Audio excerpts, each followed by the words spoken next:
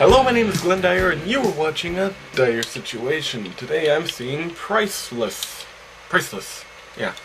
I don't know why I phrased it like that. I think it's because of selfless, which separated it with a forward slash, so it was like selfless. But this is just one word, priceless. Anyway, you might be thinking, I have never heard of this movie. And you know what? Neither had I until like 2 days ago. This movie's not even new. It's been out for a few weeks. Very limited release. The reason I'm seeing it is because the only movie, and I do mean the only movie, apparently anywhere in the freaking world that's come out this week is Inferno. And I have to do 2 a week, so had to find something. And it was either this or a Pure Flix film about the Columbine shootings. So that's pretty much 2 controversies in one. So I'll just go with this, okay? This movie, from what I read of the synopsis, is basically a man who is tricked into transporting a sex slave across state lines or something, across the country. And then, when he discovers this, he falls in love with her, and then tries to rescue her from the pimps. You know? Okay, sounds pretty interesting. Although, it also sounds like you could easily screw it up, so... Little hesitant, but I'm gonna give it the benefit of the doubt and assume that they have the writing to pull this off. So, let's just see it. Alright, so that was, a valiant attempt. Okay. Here is the major problem with the movie. Almost every aspect about it is really awkward. The delivery is kind of awkward. The pacing is kind of awkward. The writing is kind of awkward. And it just kind of makes it so the whole movie seems a little off. Not like explicitly bad or anything, just you're watching it and you know you're not watching a good movie. But once again, like I said, the concept is there. The concept is unique and good and stuff. Like I don't remember seeing a movie with that story before, but everything about it is just a little wrong. just a hair. The only thing that isn't a hair wrong, but completely wrong, is the soundtrack, which is complete ass. I don't normally comment on that sort of thing, but my god, did they get this off of some sort of website? The music in this movie is terrible. It's not like licensed music or anything, it's just like this really lame new age stuff that doesn't quite match anything in the movie. It's almost like a John Carpenter film, where the music is there just to fill up space. And not intended to be good in any particular way. But you know, even, I'd say John Carpenter pulled that off like 5% of the time.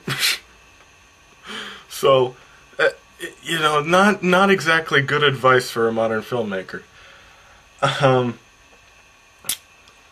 So, yeah. That's just it for the most part. It's okay, just a little awkward. A little not quite there. Definitely, definitely could have done with, I don't know, a new staff?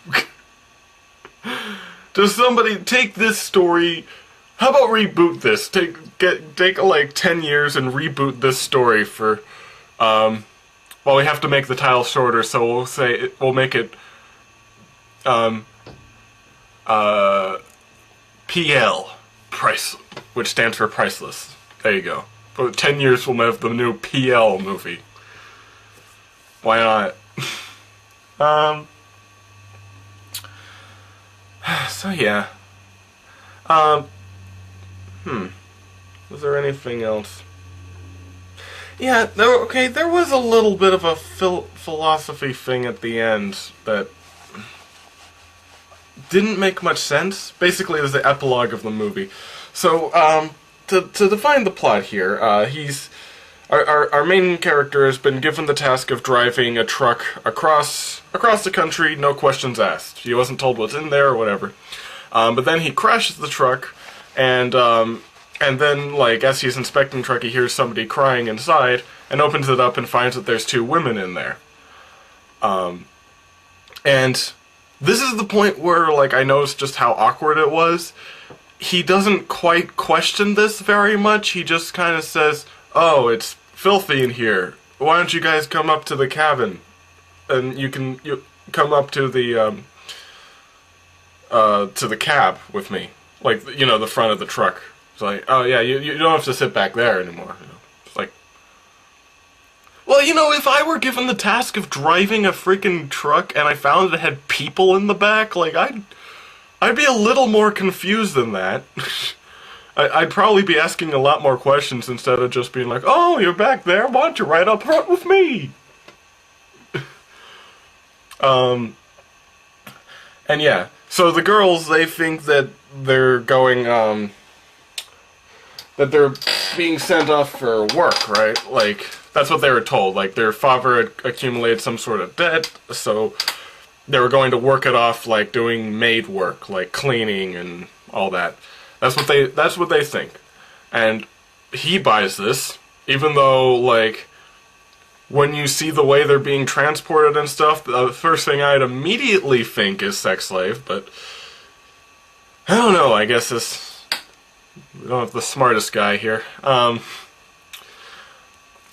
Like them, I could almost understand, like, because they're kind of innocent, but like him, like, he should have immediately figured that one out. But yeah, anyway, he delivers it to them, and surprise, they're prostitutes. Well, it's some sort of illegal brothel thing that has a bunch of women who, from all intents, could probably leave, but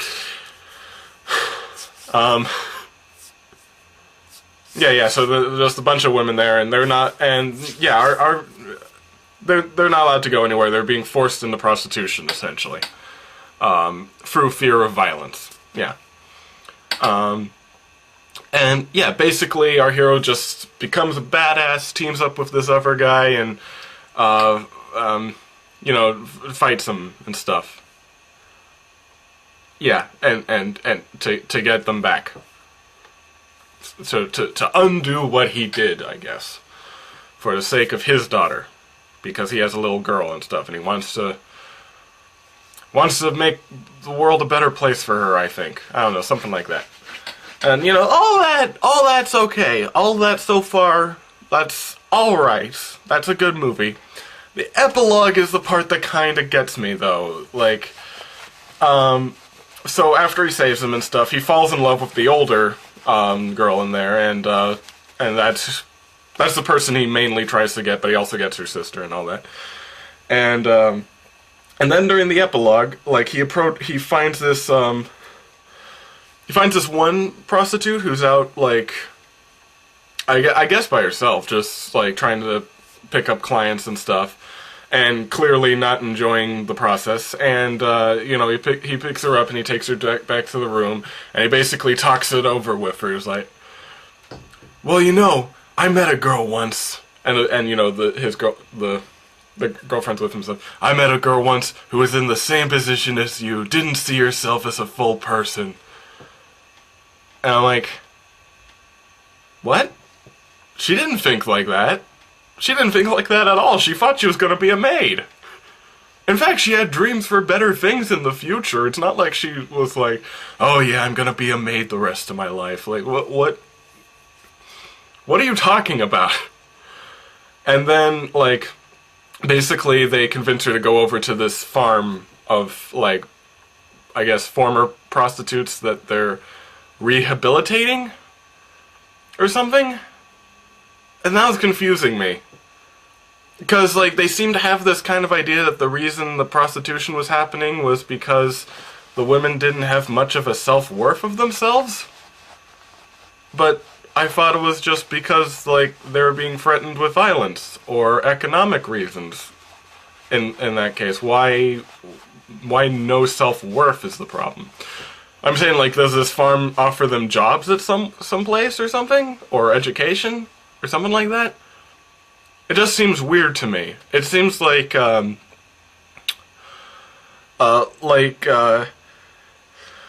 if somebody is eating cat food to survive or something because he can't afford anything else, it would seem like you take him to a farm to teach him that cat food, it doesn't taste good, and then send him back. Like, that wasn't the issue. It's not like he thought cat food was great or something. Whatever, I'm getting off track. Yeah, that epilogue was kind of iffy. But the rest of the movie is alright. There's much better out there, I'm not gonna lie. I don't see much of a reason to really watch this. You can get much better versions of this kind of story somewhere else. So, yeah. Sadly. So until next time, I'm Glenn Dyer, and you have been watching A Dire Situation.